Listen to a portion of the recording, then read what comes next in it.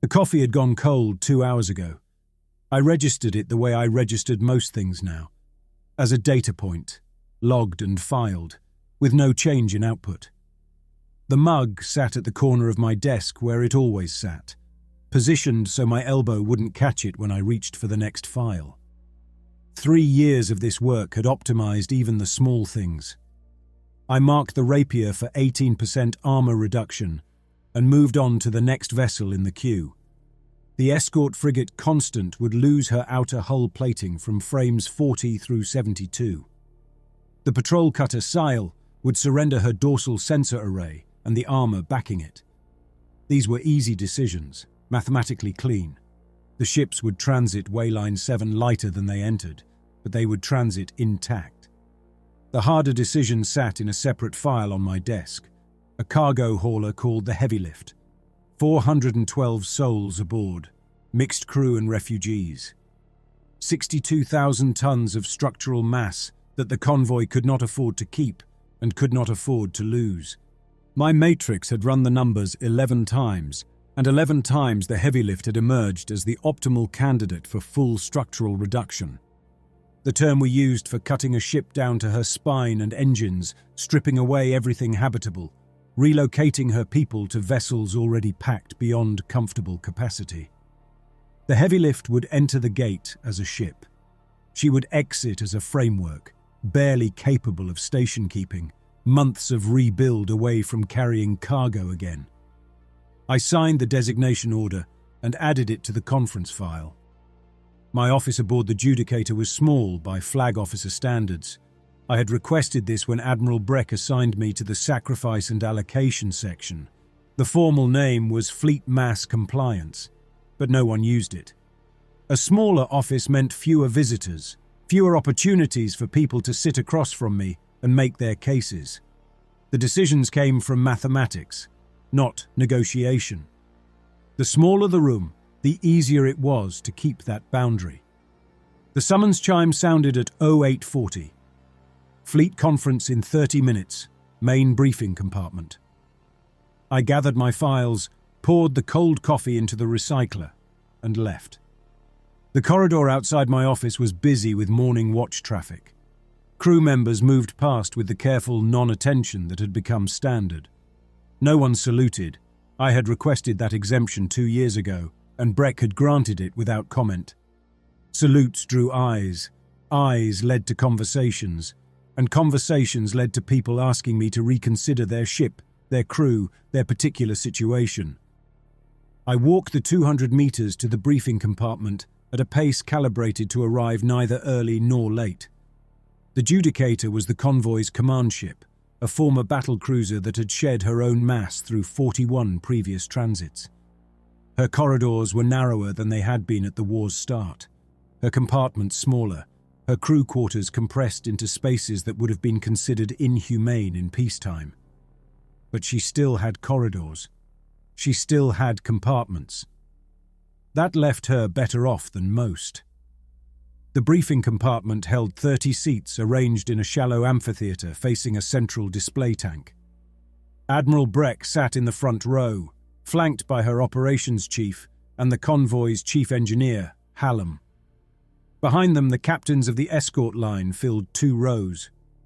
Behind them, the civilian contingent, representatives of the Merchant Caucus, the Refugee Council, and the technical guilds that kept the convoy functioning between gates.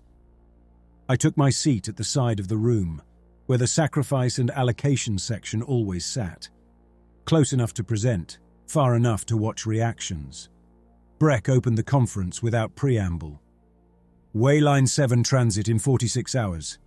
Commodore Voska has prepared the allocation matrix. He'll present. I stood and activated the display tank.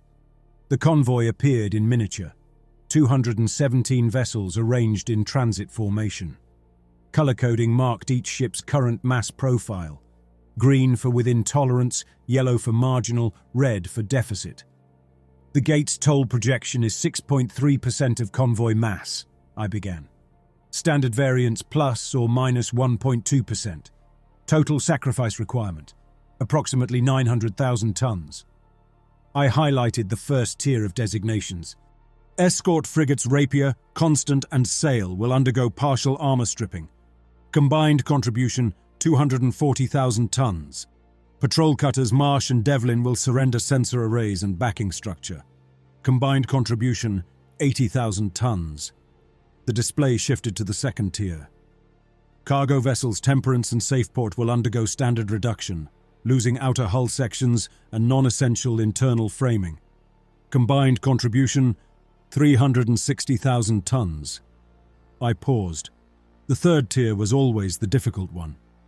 The remaining 220,000 tons will come from the cargo hauler heavy lift, full structural reduction to frame and drives.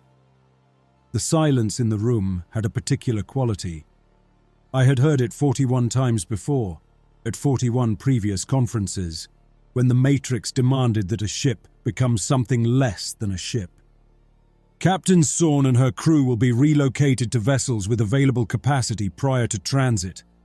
The heavy lift cargo manifest is attached to the conference file. Redistribution assignments are pending approval. A hand rose in the civilian section. Dahl, from the Merchant Caucus. I had dealt with her before. Commodore, the heavy lift is a registered merchant vessel under Caucus Charter. Her reduction appears disproportionate when military escorts are losing only armor. The Matrix is based on post-transit defensive posture, I answered. The escort line already sits below minimum strength for the threat environment. Further reduction of military vessels would leave the convoy unable to defend against even light raider contact. The heavy lift carries 400 refugees. 412. They'll be redistributed to vessels with available capacity, as noted. Available capacity. Dahl's tone carried the weight of quotation marks. Every vessel in this convoy already exceeds standard population limits. Where exactly do you propose to put 400 additional people? The redistribution assignments are in the file. 17 vessels will each accept between 15 and 40 passengers. Conditions will be uncomfortable. The alternative is convoy-wide mass deficit, which kills everyone. Dahl sat down. She was not satisfied, but she understood the mathematics. The objections were ritual, a way to register discontent without actually blocking the decision. Breck looked around the compartment. Further questions for Commodore Voskar? Captain Sorn stood. She was a compact woman in her late 40s, her merchant uniform worn at the cuffs from years of hard use. The heavy lift was her first command, earned through 2 decades of work on cargo hauler crews. I had reviewed her file when the Matrix first flagged her ship. Commodore. Her voice was professional. I understand the mathematics. I have a procedural question. Go ahead. How many alternative configurations did you run before settling on this Matrix? 14. And how many of those alternatives would have spared the heavy lift? 3. What distinguished those configurations from the one you selected? I pulled up the comparison data on the display. Configuration 7 required sacrificing the refugee transport Amaranth, population 1800. Configuration 12 stripped the escort frigate Constant below combat capability, leaving a gap in the defensive screen.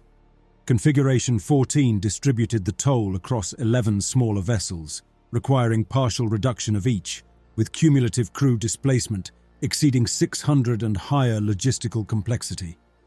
Sorn studied the display. So the heavy lift was selected because my ship carries fewer people than the Amaranth. We're not part of the defensive screen, and reducing one hull is simpler than reducing 11. That's an accurate summary. She nodded once and sat down. The nod acknowledged the conclusion without accepting it. Breck closed the conference and dismissed the assembly. I gathered my files and moved toward the exit, but Breck caught my eye and gestured me toward the side of the compartment. The Merchant Caucus has been building a coalition, she said quietly. They're meeting with military captains, civilian leaders.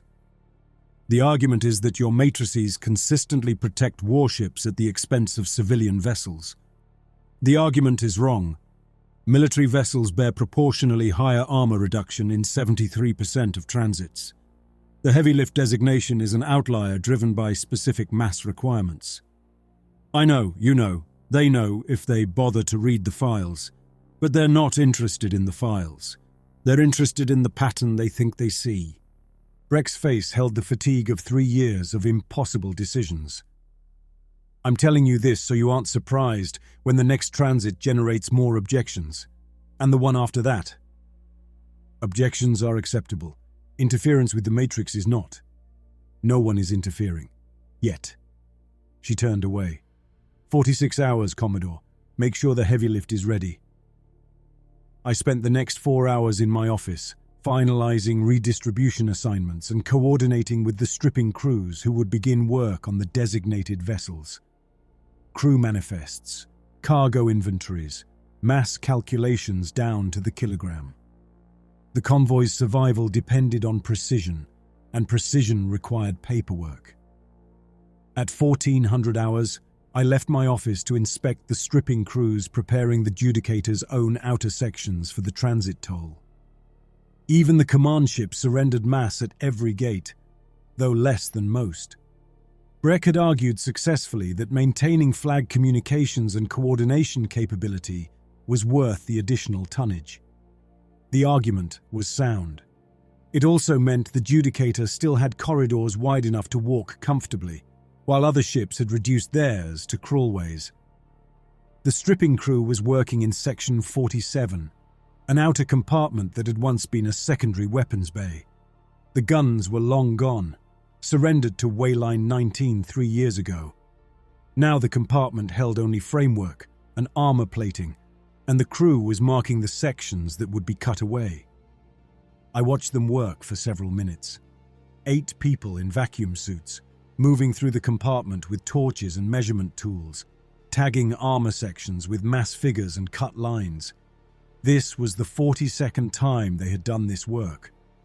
One of them noticed me watching and tapped another on the shoulder.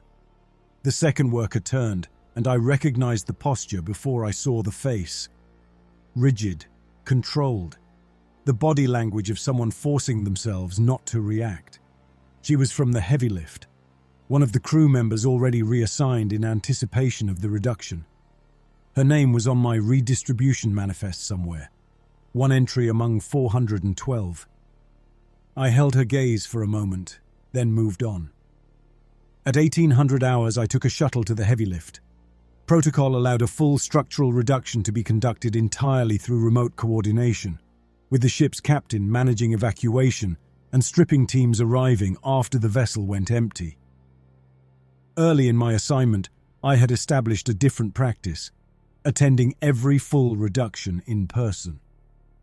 My presence made the designation official in a way that paperwork could not. It turned dispossession into a fleet action with a fleet officer present, rather than something that happened while the command structure looked somewhere else. The shuttle crossed the 3 kilometers of formation spacing in 8 minutes. The heavy lift was a standard Taurus-class hauler, her hull scarred by long service. She had been a merchant vessel before the war, running cargo between the inner colonies. When the retreat began, she had joined the convoy with her holds full of refugees from Kepler Station. That had been 2 years ago. Since then, she had transited 26 gates, surrendering mass at each one, her profile growing leaner with every passage. Now she would surrender nearly everything. I docked at the heavy lift's primary airlock and cycled through. The corridor beyond was dim, standard power-saving measures, and narrower than I remembered from the convoy's formation. The ship had already shed several meters of internal volume to previous transits. Captain Sorn met me at the airlock. Her face gave away nothing. "Commodore, I wasn't expecting a personal visit. I attend every full reduction." "I know. I reviewed the records." She turned and walked toward the bridge. "I assumed the practice might change, given the caucus situation." "It serves a purpose." "Which is?" "To make sure the crew understands that Fleet Command acknowledges their sacrifice, not just processes it." Sorn glanced back. "That sentence sounds rehearsed, Commodore." "It is." She almost smiled. The expression held recognition more than warmth, a shared professional habit, the preparation of difficult words before they were needed. The bridge was small, 6 stations arranged around a central command chair. 3 crew members were present, monitoring ship systems that would soon be irrelevant. They stood when I entered, then sat when Sorn waved them back to their tasks. "The evacuation is on schedule," Sorn said. "First wave of shuttles departed at 1600. Second wave at 2200. I'll be on the last transport with the skeleton crew at 0600 tomorrow." "The stripping teams?" "They've already begun on the cargo holds. Interior reduction starts at 0800. I looked at the displays, readouts showing mass figures and structural diagrams. "You've run the numbers yourself?" "Several times." Sorn moved to her command chair but didn't sit. "I wanted to understand the decision." "Did you?" "I understood the mathematics. The decision itself." She paused. "You said there were 3 configurations that would have spared my ship. You didn't select any of them. Configuration 7 would have killed 1,200 more people. Configuration 12 would have weakened the escort line. Configuration 14 would have created logistical complications that increased the risk of error during transit." "I know. You explained that at the conference." Sorn's hands rested on the back of her chair. "I'm asking something else. I'm asking why you didn't choose a configuration that looked better politically, even if the mathematics appeared equivalent." "Because the mathematics weren't equivalent. They only seemed that way on a single transit analysis. Configuration 14's logistical complexity compounds across subsequent gates. Each additional coordination burden creates more failure points. Over 17 remaining transits, the cumulative risk exceeds the benefit of distributing this toll across more vessels. You're thinking 17 gates ahead. I'm required to. The sacrifice and allocation section exists to optimize convoy survival across the entire Wayline passage, not to minimize political difficulty at one gate." Sorn was quiet. The bridge displays showed cargo hold stripping in progress, structural members disappearing from the ship's belly. "The caucus believes you protect military vessels because you're military yourself. They're wrong." "Are they?" She turned fully to face me. "You were a battle line commander before this assignment. 14 years in the escort corps. Your entire career on warships, with warship crews. When you look at a matrix, do you see military vessels differently than cargo haulers?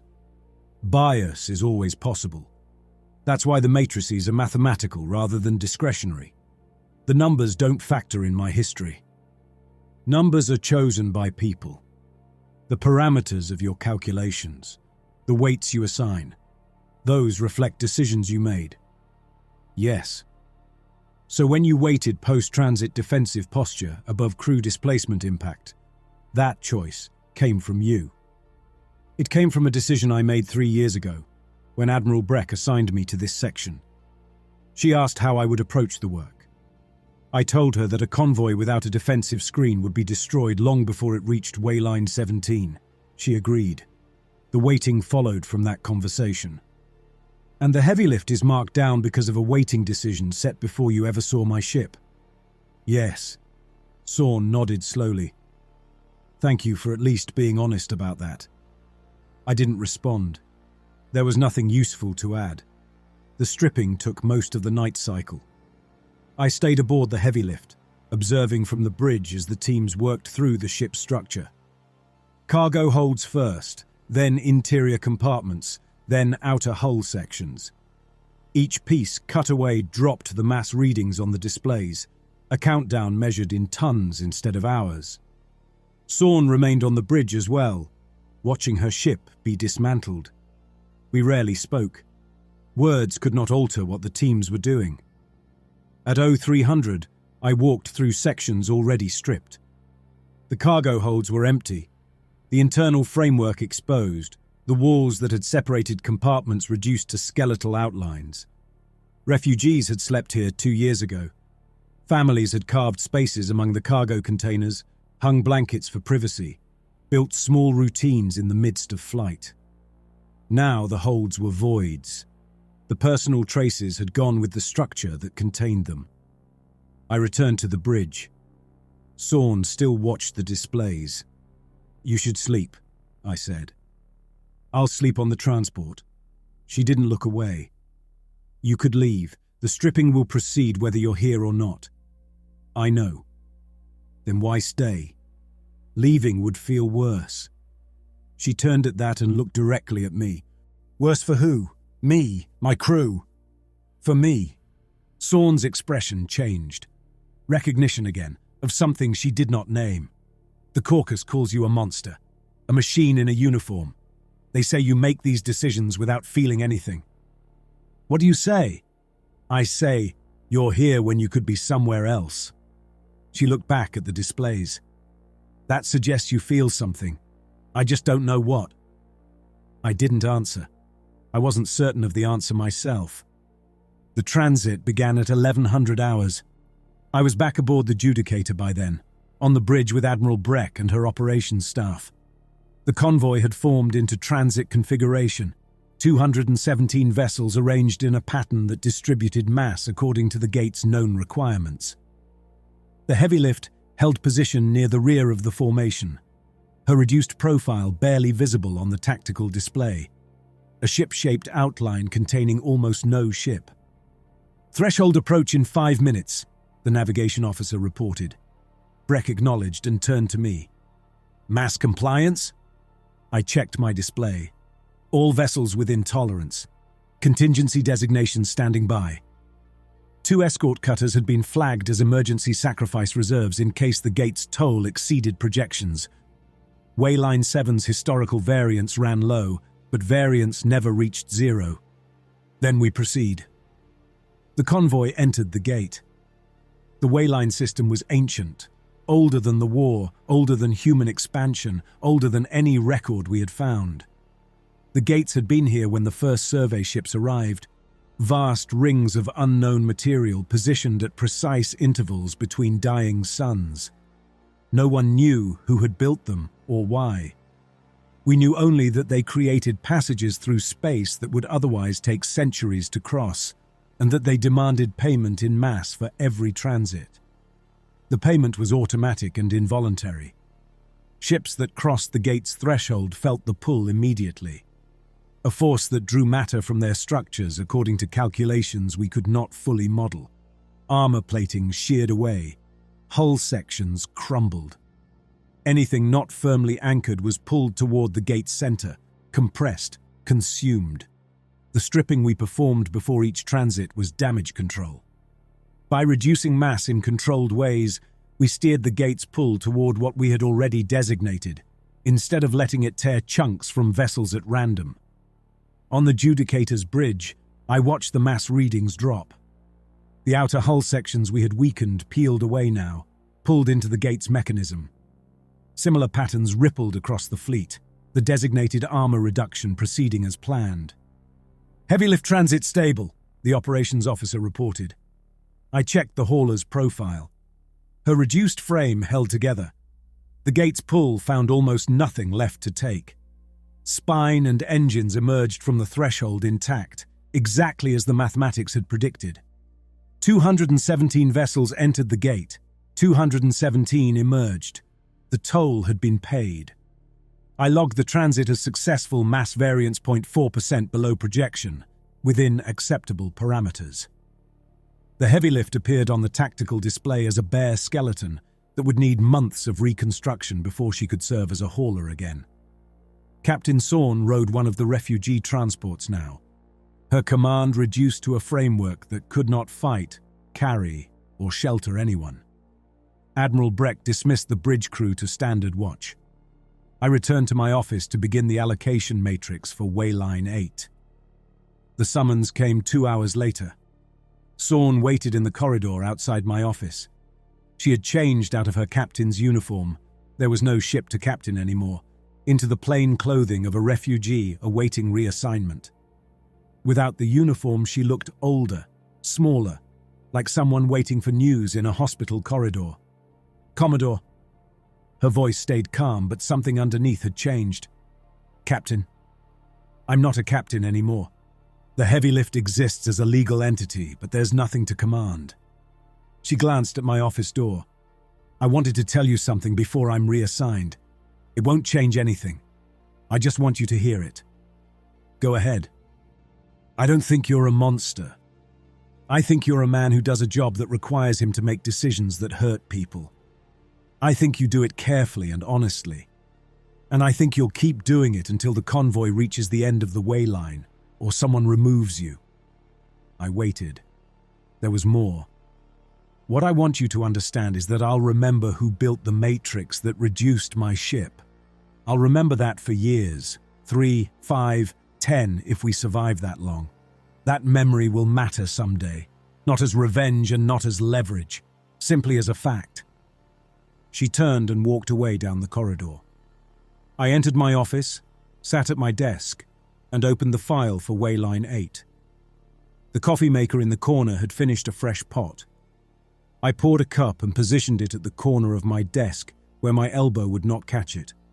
The rapier was flagged for 20% armor reduction this time. The Constant would surrender additional hull plating. 3 refugee transports were marked for internal compartment stripping. I began checking the numbers. Hallam found me in my office 10 days after the Wayline 7 transit. Wayline 8 cost us 1 minor freighter. The convoy dropped to 216. He carried a tablet with the threshold scans for Wayline 9, and his face had the particular tightness I associated with engineers bringing bad news. The density readings are off, he said, setting the tablet on my desk. I looked at the numbers. Standard gate scans measured the threshold's baseline state, allowing us to project the toll within acceptable variance. Wayline 9's readings ran 14% above historical average. Off how? Sensor error? We ran the scans 3 times with different equipment. The readings match. Hallam sat down without waiting for an invitation, which told me more than the numbers. The gate's mechanism is degraded.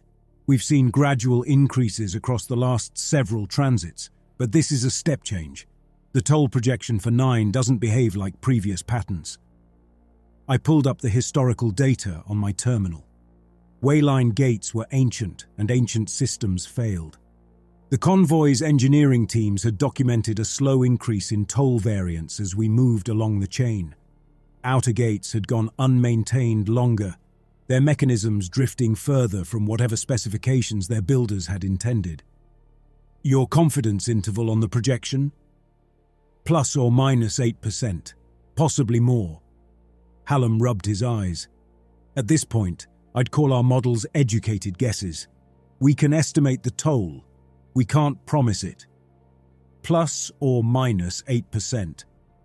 On a projected toll of 7.1% of convoy mass, the actual demand could range from 6.5 to nearly 8%. The difference between those numbers equaled roughly 150,000 tons. The mass of a medium transport, or 2 escort frigates, or the entire population of a refugee hauler. I'll adjust the matrix. You'll need real contingency reserves this time, more than paper designations. I know. Hallam stood. The caucus will want a reason for the variance. They'll want someone to blame. The gates are older than our civilization and they're failing. That's the reason. There's no one to blame. They won't treat that as an answer. No, they won't. He left. I began recalculating the matrix. The new numbers looked worse than the old ones. Standard stripping would not cover an 8% toll. I added the escort frigates Harkin and Devereaux to the armor reduction list, pushing both ships to the edge of combat capability. I flagged 3 cargo vessels for internal compartment stripping that would reduce their carrying capacity by 1/3. I marked the refugee transport Callis for outer hull reduction that would make her corridors too cold for comfortable habitation. None of it closed the gap. If the toll exceeded projections by more than 6%, I would need a contingency sacrifice. A full vessel, positioned at the formation's edge and ready to feed the gate if standard stripping failed to satisfy its demand. I reviewed the convoy manifest, looking for candidates.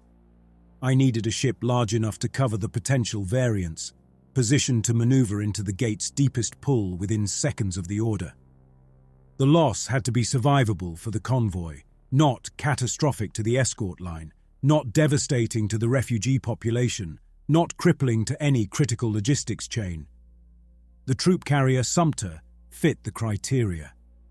62,000 tons of hull mass, positioned at the formation's trailing edge due to engine damage from the previous transit.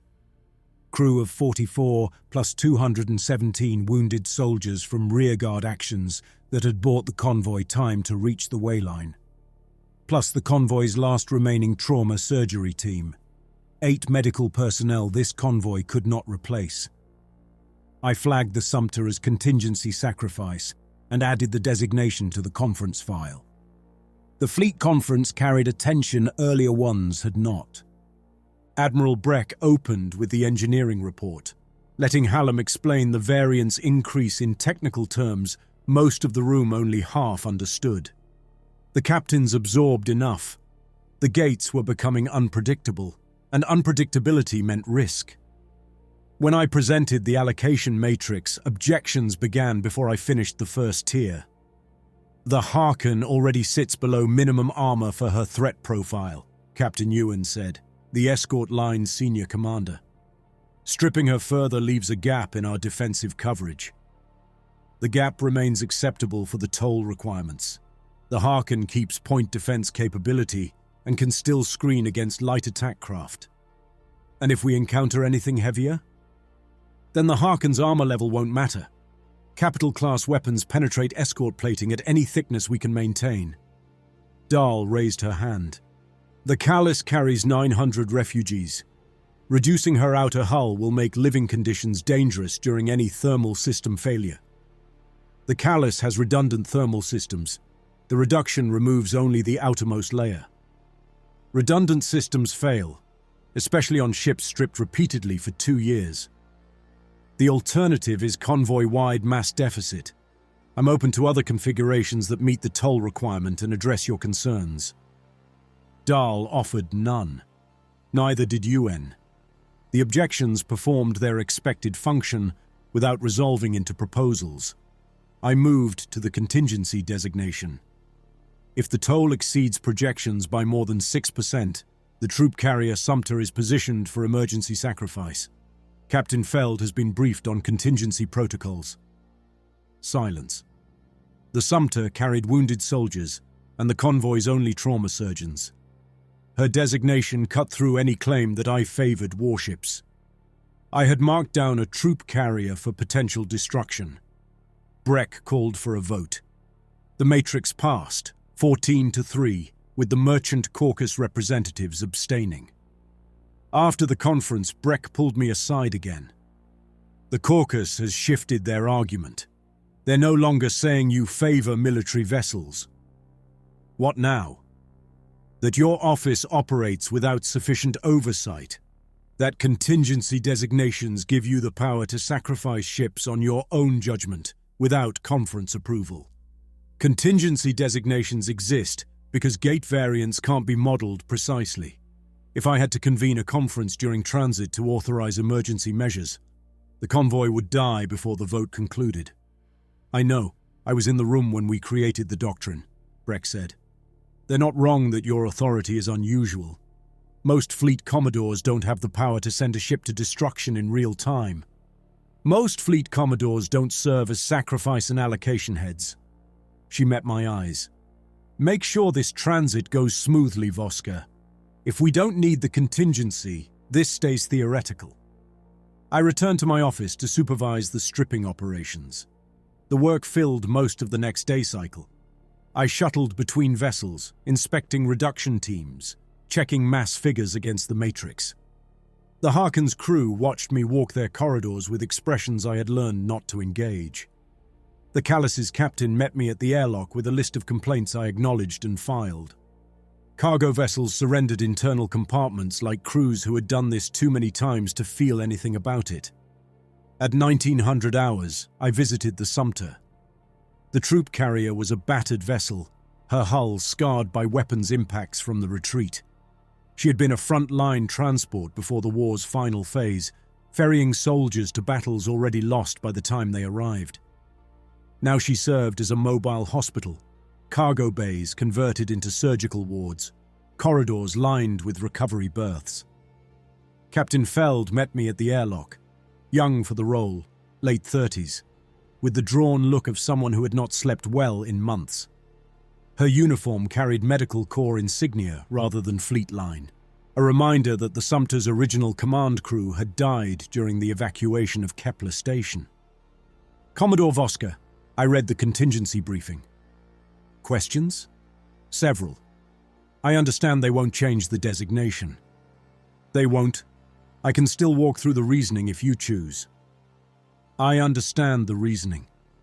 The Sumter is large enough to cover the variants, positioned correctly for rapid maneuver, and our loss falls into the survivable range for the convoy." She started down the corridor, and I followed. "What I don't understand is why you're here." "I visit every ship marked for potential sacrifice. The briefing materials left that out. It isn't written policy." Feld stopped at a hatchway and turned. "The wounded in these bays fought rearguard actions so this convoy could reach the wayline. They lost limbs, some lost more. They did it because they believed the convoy would survive." "I know. If you order me into the gate's pull, they die. The surgeons die. Every person aboard dies." "Yes. And you'll give that order if the numbers require it?" "Yes." She studied my face, searching for something. I didn't know if she found it. "Thank you for answering directly," she said. "Most flag officers would have offered a speech about difficult choices and the greater good." "Speeches don't alter the calculations." "No." She opened the hatchway. "Do you want to see the medical bays? Meet the people your order might kill tomorrow?" "Would it change anything?" "Probably not." "Then I'll decline." I returned to the judicator and spent the remaining hours before transit reviewing the matrix one final time. The convoy entered Wayline 9's threshold at 0600 hours. I sat at the allocation console on the judicator's bridge, where I could watch mass readings across the formation. Breck occupied the command station, operations staff at their posts. The tactical display showed 216 vessels in transit formation, one fewer than at Wayline 7, the heavy lift still little more than framework. "Threshold contact in 30 seconds, the navigation officer reported. The convoy crossed the boundary. For the first 90 seconds, the transit followed the model. Armor plating sheared from designated vessels, pulled toward the gate's center in streams of metal that looked almost liquid on sensors. Hull sections crumbled, mass readings dropped in the predicted pattern, each ship surrendering its calculated share. Then the threshold's pull spiked. I saw it on the readings before anyone else spoke. The reduction rate climbed beyond projections, the gate taking more than our models anticipated. The convoy's total mass fell faster than the stripping could compensate. "Variance exceeding tolerance," I reported. "Deficit rate 11% above projection." Breck turned. "Options?" I was already running them. Standard stripping would not cover the increased demand. Cargo vessels had nothing left to give. Escort frigates already sat at minimum combat mass. The Sumter waited in contingency position, 1,200 meters from the threshold's deepest pull. "Contingency sacrifice required. The Sumter can cover the variance if she maneuvers now." "Time window?" 40 seconds before the deficit reaches an unrecoverable slope. Breck's expression did not change.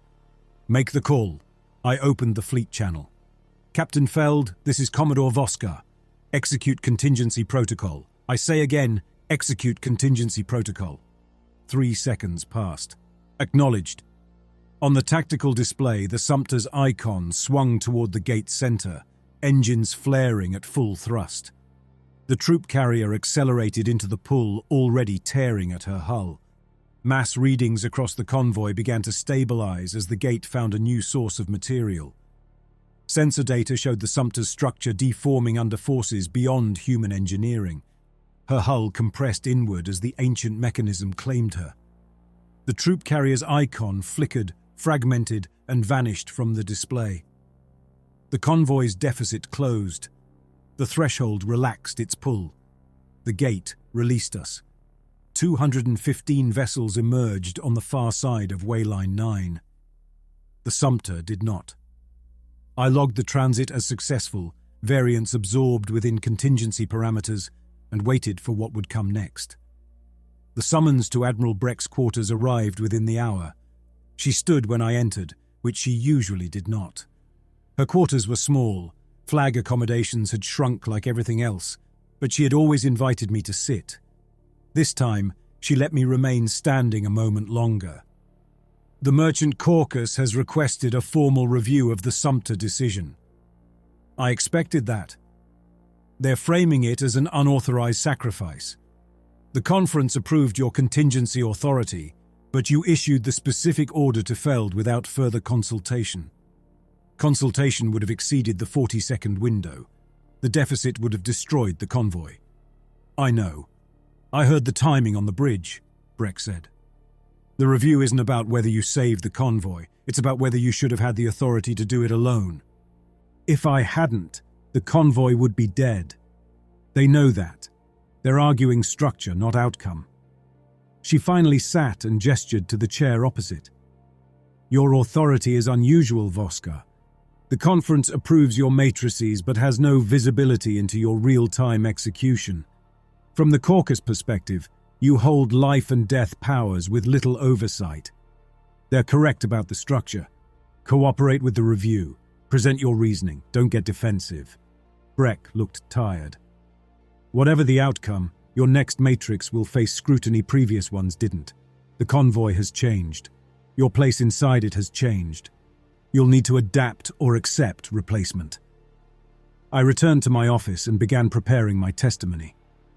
The review panel convened 3 days later in the Judicator's secondary conference room.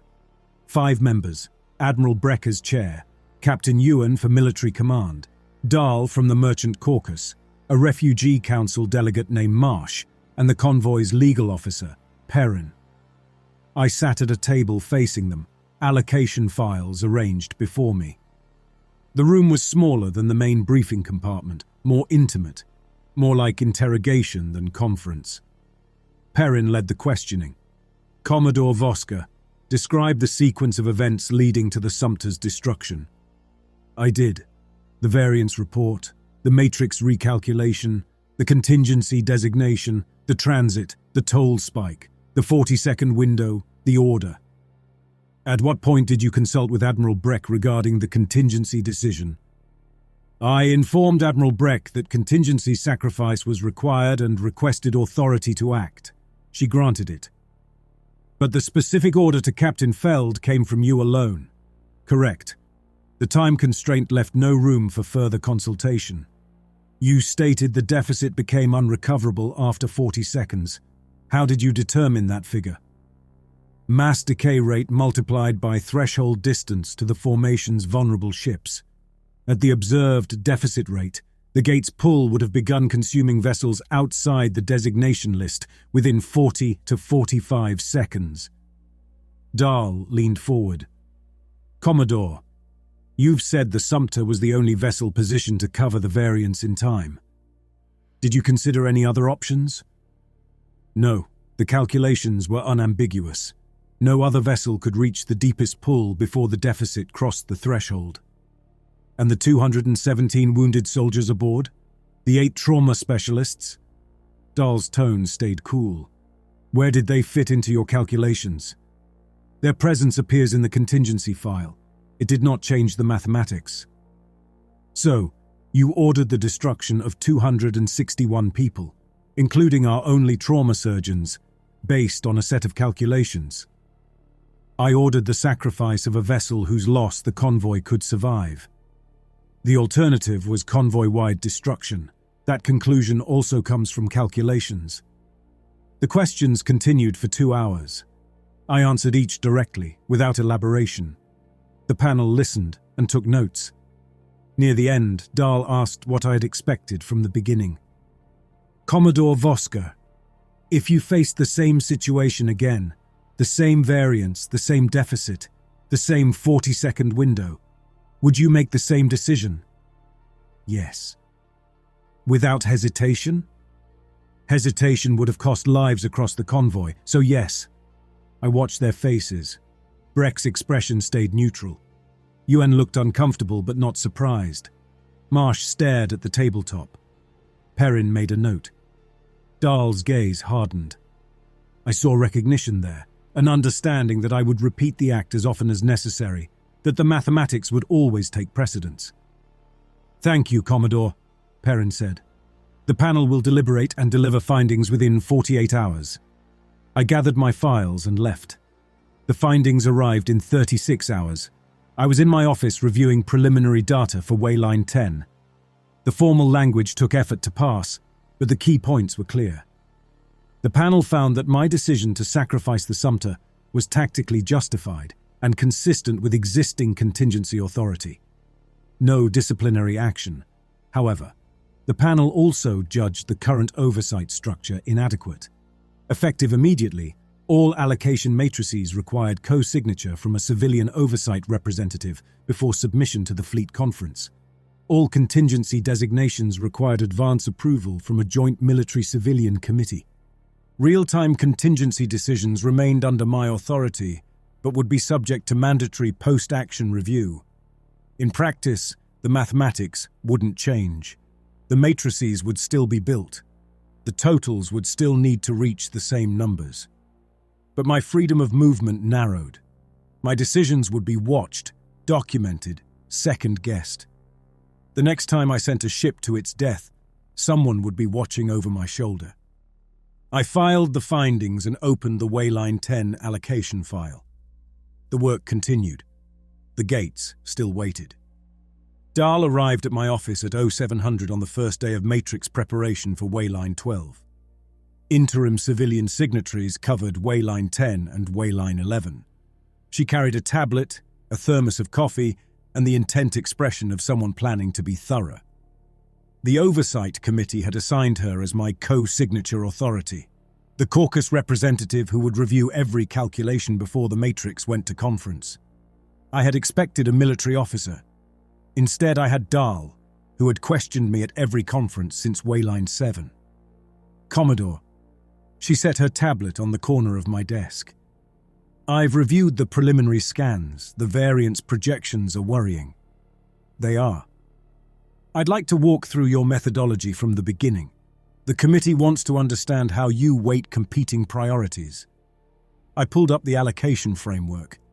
The approach hasn't changed since my assignment. Toll projection, mass inventory, defensive posture, population distribution. The weights appear in the section charter. "I've read the charter. I want to see how you apply it." The questions began. 3 hours later, we had covered the first tier, standard armor stripping across the escort line. Dahl challenged every assumption, requested documentation for every precedent, and had me restate weighting decisions I'd made 3 years earlier. Work that normally took 90 minutes consumed an entire morning. "The Harken already sits at minimum combat mass after the Wayline 9 reduction," Dahl said, pointing at the display. "You're proposing further stripping that leaves her unable to engage anything larger than a patrol craft. The Harken's primary value lies in point defense coverage. She retains that capability at the proposed reduction level. And if we face a capital-class threat, then the Harken's armor would be irrelevant at any thickness we can support." Dahl noted that and gestured for me to continue. The second tier took another 2 hours. Cargo reductions, internal compartment stripping, calculations for how much each civilian ship would surrender. Dahl questioned displacement figures, cargo logistics, assumptions about which hulls could absorb additional passengers without critical failures. By 1400 hours, we reached the third tier. "The toll projection for Wayline 12 is 8.4% of convoy mass," I said, pulling up the summary. "Standard stripping covers approximately 6.1%. The remaining 2.3% requires full vessel sacrifice." "How many ships?" "2. Dahl was quiet. The last transit cost one ship as contingency. Before that, full sacrifices were rare. You're telling me they're now standard? The convoy's strippable mass broke down over 44 transits. We've surrendered armor, hull sections, compartments and cargo capacity at every gate. What remains is structure that cannot be reduced further without destroying the vessels entirely. I highlighted the mass inventory. We've reached the point where stripping no longer suffices. The gates will be fed with whole ships. For every remaining transit? For most. Wayline 13 through 17 show similar toll projections. The convoy will lose between 6 and 12 vessels before reaching Coalition space. Dahl stared at the display. I watched her process the same numbers Hallam had shown me 3 days earlier. The convoy had been dying by degrees since its formation. The pace would now accelerate. Which ships at Wayline 12? I pulled up the sacrifice tier. Cargo hauler Reach and escort frigate Perseid. A military vessel. Yes. The caucus accused you of protecting warships. Now you're sacrificing a frigate alongside a hauler. The Perseid is the optimal military candidate. Her armor already sits depleted from previous transits. Weapons operate at 60% capacity due to parts shortages, and she carries the smallest crew of any escort. The Reach is similarly optimal among civilian vessels. Reduced cargo capacity, minimal population, structural damage that would require extensive repair regardless of transit. You ran alternatives. 11. The Perseid appears in 9. The 2 configurations that spare her require sacrificing the refugee transport Amaranth or distributing the toll across 4 smaller vessels with higher cumulative displacement. Dahl scrolled through the alternatives on her tablet. Every configuration was fully documented.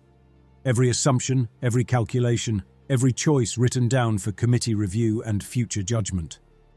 Captain Alt commands the Perseid. Yes. Records show you personally recruited her from a merchant convoy. Also yes. Dahl looked up. You're sacrificing the ship of a captain you brought into the escort line. That will raise questions. The file answers them. Captain Alt was recruited because she handled ships well, not because she was my friend. The Perseid appears in the Matrix because she meets the criteria. Can you prove that? I can show that every alternative configuration leads to higher casualties or weaker defense. Whether that convinces anyone about my impartiality is not under my control. Dahl was silent for a moment, then signed the Matrix authorization and transferred it to the conference queue. The caucus will accept this Matrix. I'll note that the methodology was sound and the designation followed the calculations. But you should hear something, Commodore. The committee didn't assign me to hunt mistakes. They assigned me to document. Every decision you make, every ship you sacrifice, every life that ends because of your matrices, it's all in the record now. When this convoy reaches Coalition space, there will be an accounting, and you'll answer for it. She gathered her tablet and left. I began preparing the designation notifications. The shuttle to the Perseid departed at 1900 hours. I'd considered sending the notification over official channels, a priority message to Captain Alt, followed by logistics coordination through her executive officer. The oversight protocols didn't require personal delivery, but I had a practice, and the crews knew it. If I sent them into the gate, I told them myself. The Perseid held station at the convoy's trailing edge, a position she'd taken since Wayline 10, when engine output dropped below center formation thresholds. The frigate had been a frontline combatant once, her hull built for rapid assault against enemy warships. Now she served as a stripped-down escort, weapons half-functional, armor reduced to minimum for point defense. I docked at the airlock and cycled through. The corridor beyond felt cold, thermal systems at minimum, and narrower than my last visit. The Perseid had surrendered internal volume across 3 transits. Compartments had shrunk to feed the gates. Alt's cabin sat on deck 2, forward of the bridge. I found her at her desk, studying a display that showed the matrix I'd filed. She didn't look up when I entered. I ran the numbers, 11 configurations, same as you. I know. The Perseid appears in 9. The other 2 cost more lives. She finally turned. Did you try for a 12th configuration? A 13th? No, 11 established the pattern. And you didn't think any extra effort was warranted, given our history? Additional configurations would have produced the same outcome and delayed the notification. Alt stood, tall, angular, with the weathered look of 2 decades on merchant hulls before the war dragged her into the escort line. I had recruited her at Wayline 3 when combat losses had stripped our captain pool and we needed ship handlers who understood mass and thrust even if they'd never worn navy grey. You told me once that the mathematics treated my ship like every other, she said. You said the numbers wouldn't care that I came from the merchant side. I did. I believed you. I took a commission, learned to fight with a warship, lost 11 crew in engagements because I trusted the system's fairness. She moved to the cabin's small viewport, watching formation lights outside. Now you're here telling me the system works as promised and my ship will die because of it. Yes. Is this the outcome you wanted when you built the system? She turned back. When you designed the matrices, the weights, the protocols, did you intend a result like this? I intended to build a system that kept the convoy alive. The system requires sacrifice. I didn't intend the death of any specific ship, but I knew some would die. The Perseid appears here because she fits the criteria, not because I wanted her gone. That still isn't what I asked. Alt's gaze didn't shift. I asked what you wanted. You personally. When you look at this matrix and see my ship in the sacrifice tier, what do you feel? I feel that the system functioned as designed. That's an assessment, not an emotion. I'm aware. She searched my face. I couldn't tell what she was looking for or whether she found it. Evacuation starts at 0600 tomorrow, she said at last. 42 personnel redistributed across the escort line. I'll be on the last shuttle at 1100 unless you need me aboard for the transit itself. The transit requires a skeleton crew of 3 to maintain engines and navigation, all volunteers. I'll ask. Some will stay. She moved toward the door, then paused. You can remain until evacuation begins if you want. There's nothing useful for you to do here. You can still stay. Why would I? Because you've stayed before. The heavy lift, the Sumter. You were there when those crews dismantled their ships. Her voice carried curiosity more than accusation. I used to think it was guilt, some kind of penance. Now I'm not sure. It isn't guilt. Then what? The practice had started early, before I'd built the habits that made the work bearable. Visits to the Covenant's End before Wayline 4, the Stalwart before Wayline 9, other names buried in files I no longer opened. The visits had no operational purpose and didn't ease the crew's burden. I kept making them anyway. Leaving would feel worse, I said. That's the closest I have to an explanation. Alt nodded slowly. Then stay. The evacuation filled most of the night. I helped where I could. Logistics coordination, shuttle scheduling, the small tasks that kept the process moving while the crew packed their lives into bags and crates. The work matched the heavy lifts and the dozen other reductions before it. Alt ran the evacuation with the same competence that had made me recruit her. She assigned berthing on receiving vessels, coordinated equipment transfers, tracked the 1,000 details that turn an ordered warship into a group of displaced personnel. Her executive officer, Lieutenant Doran, a young man who had served with her since Wayline 3, handled skeleton crew selection, choosing 3 volunteers to keep the Perseid operational through transit. At 0400, I walked sections already emptied. Crew quarters stood bare. The mess hall was dark. Weapons bays were powered down. I found myself in the Perseid's small chapel, a compartment that had survived previous reductions because its mass counted for little and its removal complicated the internal structure. The space held only a mounted display showing a slow rotation of Earth, the homeworld most of the convoy would never see. Alt came in at 0500. She stood in the doorway for a moment before stepping inside. "I didn't take you for religious," she said. "I'm not." "Then why stand here?" "The compartment was empty. The rest of the ship is full of people leaving." She moved to stand beside me, facing the rotating image. "The display was here when I took command. Previous captain came out of the Northern European Federation. Lutheran, I think. She died at Wayline 11 when a structural failure opened her cabin." I remember. I reviewed the incident report. "Of course you did."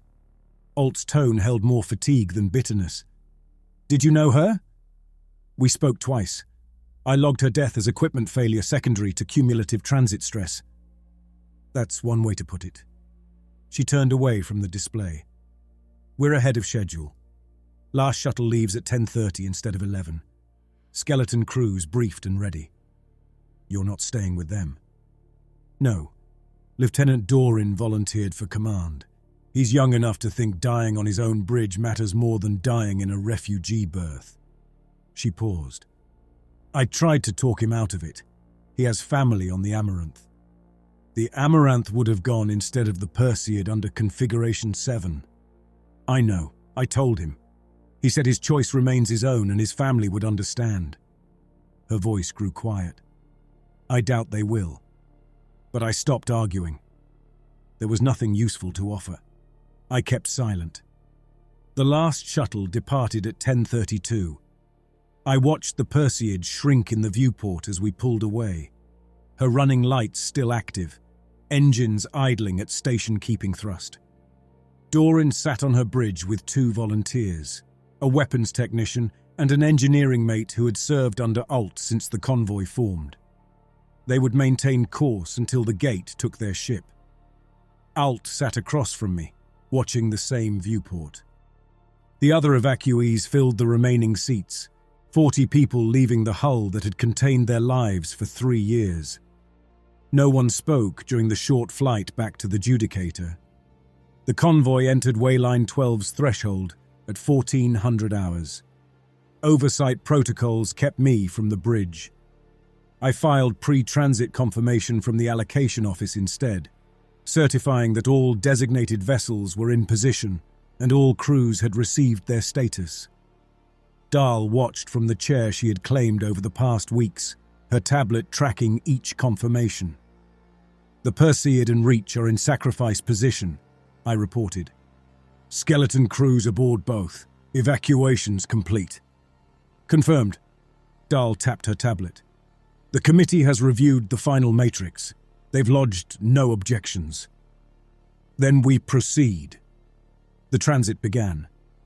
Mass readings dropped as the gate took its toll. Armor from the escort frigates, hull sections from cargo vessels, internal space from refugee transports. The ablation pattern matched our plan. The Perseid and Reach held station at the formation edge until 1408, when the pull reached them. The Reach went first, her frame collapsing under forces that crumpled her like foil. Her mass fed the mechanism in less than 30 seconds. The Perseid followed, military-grade structure, holding slightly longer before the gate overcame her. Her icon broke apart on my display and vanished. Doran's last transmission consisted of a course confirmation, logged automatically by the fleet communications system. The convoy emerged on the far side of Wayline 12 at 1416. 213 vessels remained, 2 less than at entry. The toll had been paid. I logged the transit as successful, variance within parameters, and filed the post-transit report. Dahl remained in my office as I finished, her tablet recording the final certification. She skimmed the report, added a note, and sent it to the committee archive. "The oversight process did what it was designed to do," she said. "I'll file my endorsement shortly." "Understood. You don't have to thank me. I'm doing my job. You're doing yours." She stood. "Captain Alt has temporary quarters on the Judicator until reassignment. She asked me to pass along that she doesn't want visitors." I expected that. "Do you really?" Dahl paused at the door. "You recruited her?" You promised her the system was fair. You put her ship in the sacrifice tier. Now she wants distance. Is that the part you understand? I understand she's processing a loss. That response makes sense. Clinical. Dahl's mouth tightened. Always clinical. She left. I sat alone with the transit log on my display, the Perseids entry sitting there among many others. Course heading, mass reduction rate, time of structural failure. Doran's name appeared beside the notation, commanding officer at time of loss. I scrolled back through the file and counted. 14 ships commanded by people I had personally known. Captains I recruited, captains I'd worked with, captains I'd met in passing. The system had taken their ships according to matrices I built.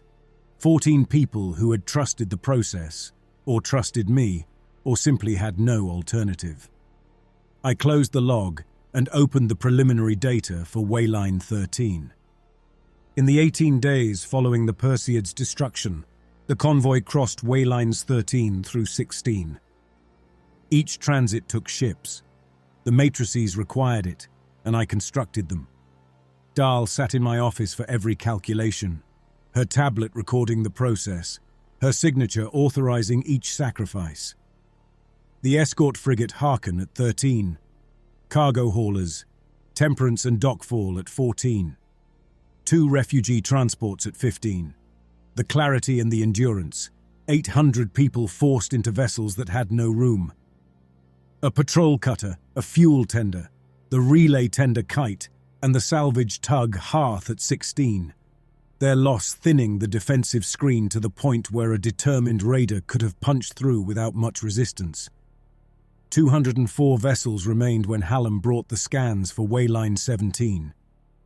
I was at my desk, reviewing the post-transit assessment for 16. Hallam's face held the same tightness I had seen before Wayline 9, deepened now by repetition. "The gate is failing," he said. I looked up. "Scope? The threshold mechanism is degraded past anything we've seen. Toll variance sits at plus or minus 23%. He put his tablet down in front of me. "I can't give you a trustworthy projection. The gate will take what it takes. We won't know how much until we're inside." 23% variance. On a projected toll of 9.1%, the actual demand could land anywhere between 7 and over 11. The gap between those numbers matched the mass of 15 to 20 ships, more hulls than I had sacrificed across the previous 4 transits combined. "Any bypass? Alternate route?" "There's no route around it," Hallam said. "Wayline 17 is the only passage into Coalition space within our fuel envelope. We either cross here or we die between stars." I pulled up the convoy manifest. 204 vessels carrying roughly 93,000 people. Strippable mass had evaporated transits ago. Every ship that remained was structure, engines, and the minimum life support necessary for survival. The Matrix can't control sacrifice at that variance. "No," Hallam said. "It can only put ships in probability zones, high-risk positions near the deepest pull, low-risk positions at the periphery. You can weight the pattern so escorts take more risk than refugee hulls, or the reverse, but you can't guarantee outcomes, only odds." "The convoy becomes a lottery," I said. "A weighted lottery," Hallam answered. "You set the odds. The gate sets the result." I thought about that for a moment. 3 years of battle with numbers, 47 transits with damage under partial control, and now a final gate where the mathematics would shape probabilities but yield to entropy. "Prepare a full briefing for the conference," I said. "Include the variance analysis and the probability method. The caucus will demand to know why we can't do more. The gate is older than our species and falling apart. That's why." Hallam left. I began building the probability matrix. The fleet conference convened the next morning. I laid out the situation as cleanly as I could. The gate's degradation, the variance range, the impossibility of controlled sacrifice. Then the method I proposed instead. A formation pattern divided into probability zones. Military escorts and low population hulls in higher risk bands, Refugee transports and essential logistics craft in zones with better odds. When I finished, the room stayed quiet. Breck's face revealed nothing. Escort captains stared at the chart. Merchant caucus representatives bent toward each other and spoke in low voices. Dahl broke the silence. You're asking us to approve a matrix that can't guarantee any vessel's survival. I'm asking you to approve the only matrix possible in this gate's condition. The alternative is to enter in random formation and let chance alone decide. How many ships do you expect to lose? She asked. Between 8 and 20, depending on where the toll falls in the variance range. The most likely outcome is 12 to 15. 12 to 15 ships, Dahl said, out of 204. Yes. And the population aboard those ships? Somewhere between 4,000 and 11,000 people. That depends on which hulls are taken. The numbers settled across the room like dust. The matrices I'd built for 3 years had determined specific sacrifices. This one only set probabilities and admitted ignorance. Captain Yuen leaned forward. All military vessels sit in higher risk zones. The escort line carries fewer people per hull than the civilian fleet, I said. Putting warships at higher risk minimizes expected casualties while preserving defensive coverage. You're asking us to die first. I'm asking you to accept higher risk because your ships carry fewer civilians, I said. If you prefer, I can rebalance zones to share risk evenly between military and civilian hulls. Expected casualties climb by approximately 2,000. Yuen held my gaze a moment and said nothing. Breck called for a vote. The matrix passed 11 to 2, with 2 caucus representatives opposed. After the conference, Dahl followed me back to my office. I'll co-sign the matrix, she said, taking her chair. The methodology fits the constraints. She set her tablet on the desk. The families of the people who die at Wayline 17 will want to know why their ships were placed where they were, why others had better odds, why you shaped the distribution the way you did. She tapped the tablet. I've recorded everything. Every calculation, every weight, every assumption. Once we reach coalition space, you'll face questions from people who weren't here. I expected that. Have you? Her eyes were sharp. I've watched you for months. You build matrices that kill ships. You sign orders that send people into the gates. You visit them when you don't have to. And then you return here and prepare the next matrix. You never hesitate. Hesitation costs lives, I said. So does certainty, Dahl answered. She rose. I'll file the co-signature today. Good luck with the notifications. She left. I started the assignment roster. The next 40 hours I spent delivering assignments in person. Protocols didn't require it. Priority messages with red receipts would have satisfied the oversight rules. But I had decided that for this gate at least, I would tell each captain directly where I had placed their ship in the probability pattern. Those conversations ran brief and professional. I explained the zones, the variance range, the rationale for each hull's placement. Captains studied the charts, asked questions without good answers, and accepted assignments. Some thanked me for the courtesy. Some did not. At 0300 on the second day, I shuttled to the heavy lift. The hauler had been rebuilt in the weeks since Wayline 7. Her frame braced with salvage from other stripped ships. She could carry cargo again, sustain a crew, and make the transit under her own power. She did not resemble the ship I had first flagged. Her corridors had narrowed, compartments shrunk, crew quarters compressed. Captain Sorn met me at the airlock.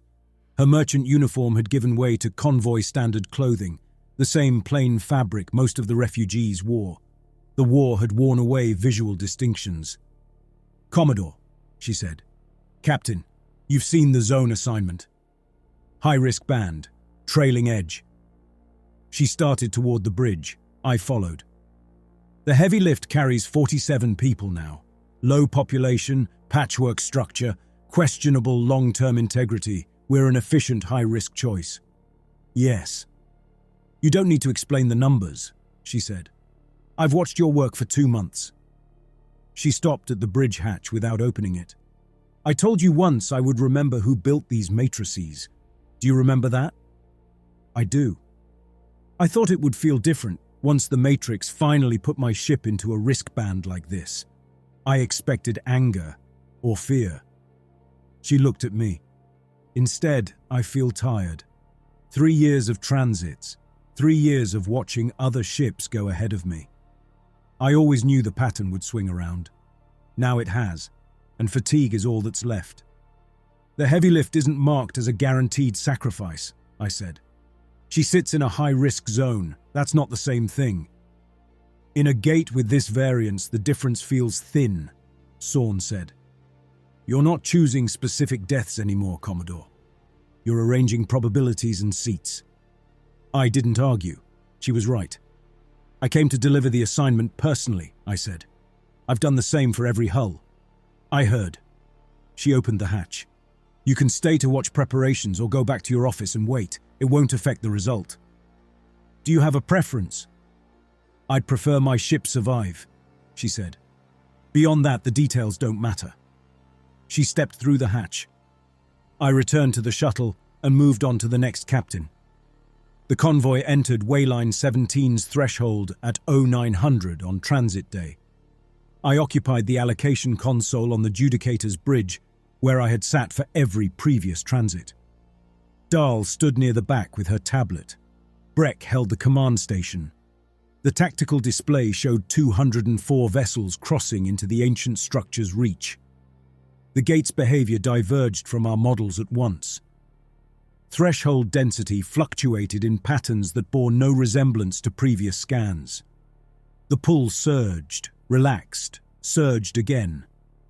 Ships assigned to lower-risk zones took forces they should not have encountered. Vessels in higher-risk bands passed through brief periods of calm before the gate found them again. Mass readings jumped and dropped with no stable rhythm. The escort frigate Constant failed first, her hull, strained by dozens of previous transits, collapsing under a spike that should not have reached her. Her icon shattered on the display. Next came the cargo vessel Safeport, caught in a density pocket the scans had not predicted. Then 2 refugee transports in quick succession, the Amaranth and the Pilgrim's Rest, both assigned to zones I had calculated as relatively safe.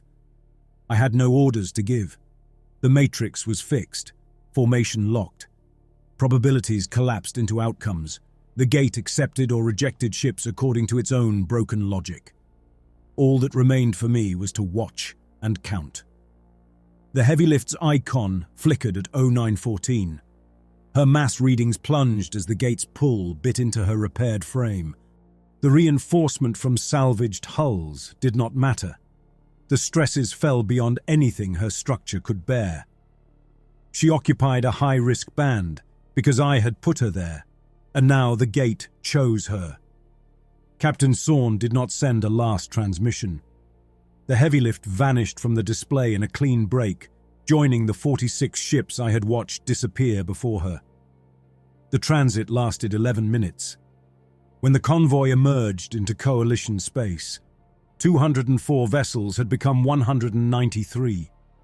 11 ships lost, including the heavy lift and 2 refugee transports from nominally safer zones. Variance had not cared about my weights. I logged the transit as complete, variance 14% beyond projection, and compiled the casualty report. The Coalition processing station went by waypoint Echo. It orbited a brown dwarf at the edge of Coalition-held space, a sprawling structure designed to receive refugee convoys and funnel their populations into the war effort. Our survivors docked over 6 hours, battered hulls settling into berths alongside ships from other fleets that had survived other sections of the Wayline. I attended the handover meeting in a conference room aboard the station's administrative hub. Coalition officials sat on one side of the table, a Rear Admiral named Talvek, her staff, a civilian liaison from the Refugee Integration Authority. Admiral Breck sat opposite, with me and the remaining senior captains. The meeting followed a standard pattern: transfer of command authority, Population manifests. Vessel status. Talvek's staff took notes, asked for clarification, documented our passage the way Dahl had documented my matrices. Near the end, Talvek addressed me directly. Commodore Voskar. Her voice was calm. You served as head of the convoy's sacrifice and allocation section. Yes. Our records indicate your office determined vessel sacrifices at each gate transit. Correct. And the matrices you built resulted in the loss of, she checked her tablet, 24 ships across the passage, not counting the 11 lost at Wayline 17. 24 vessels designated for controlled sacrifice, I said. The 11 at 17 fell in probability zones, not in a sacrifice tier. I understand the distinction. Coalition Fleet Command will review the convoy's transit history, your methodology, your decisions, the outcomes. You'll be asked to provide testimony and documentation. I expected that. Good. She made a note. Until the review concludes, you'll remain in an advisory capacity. Your experience with Wayline toll calculations may assist convoys still forming behind you. Advisory capacity, I repeated. Your matrices will function as recommendations, subject to approval by Coalition Fleet Command. You will not hold independent authority to designate vessels for sacrifice. She looked up from her tablet. Is that acceptable? The question didn't require an answer, not really. An advisory role meant demotion without exile. Other officers would hold the authority I'd exercised for 3 years. Someone still had to do the calculations. The gates still waited. It's acceptable, I said. Then we'll proceed with the handover. Talvek turned back to Breck, and the meeting resumed. Afterward, one of Talvek's staff officers approached me in the corridor outside the conference room. He was young, a lieutenant with a crisp uniform and no transit scars on his face. His tablet already displayed questions. Commodore Voskar, I've been assigned to compile preliminary documentation for your review. Do you have a moment? Go ahead. The review board will want to understand your decision-making process, he said. The weights you assigned to different factors, the method you used to select sacrifice candidates, the reasoning behind specific choices. He scrolled. Is there anything you would do differently, knowing what you know now? Any decisions you would change if you could run the Wayline again? I considered that. It was the same question in different words. Dials, alts, the panels. The answer had not changed. I'd start with better data, I said. Gate variance projections relied on historical scans that underestimated degradation in older mechanisms. If we'd understood how quickly variance would climb, we could have built larger contingency reserves earlier. The lieutenant made a note. That's an operational improvement. I'm asking about the decisions themselves, the specific vessels you marked, the people who died because of your matrices. Would you have chosen differently? The choices followed from the data and the framework, I said. Different data would have produced different choices. The same data would have produced the same ones. So you feel no regret about the outcomes? I feel regret, I said. It doesn't change the mathematics. He studied my face for a moment, searching for something he could put into his report. Whatever he wanted, he didn't find it. Thank you, Commodore. The review board will contact you about your testimony. He walked away. I returned to the temporary quarters assigned to me aboard the station, a small cabin still larger than my office aboard the Judicator, and opened the preliminary data for the next convoy. The work continued. The convoy behind us carried the designation Wayline 7 through Wayline 17, 63 ships with 31,000 refugees from the collapse of the Kepler sector. They would confront the same gates, pay the same tolls, stand in front of the same impossible arithmetic. Coalition Command had assigned me as an advisor to the team that would build their matrices. My recommendations would face review, revision, and approval by officers who had never crossed a gate, but the underlying methods would still be mine. The horror of the work did not diminish just because signatures changed. I sat at my new desk, in a new office on a station that felt nothing like the Judicator, and opened the preliminary projections for the next convoy's first transit. The numbers looked familiar. Variance estimates, mass inventories, population distributions, lists of hulls that would live and hulls that would die. I checked the first calculation, found an error in the mass conversion, and corrected it. The coffee maker in the corner had finished a fresh pot. I poured a cup, set it at the corner of my desk where my elbow wouldn't catch it, and went back to the numbers.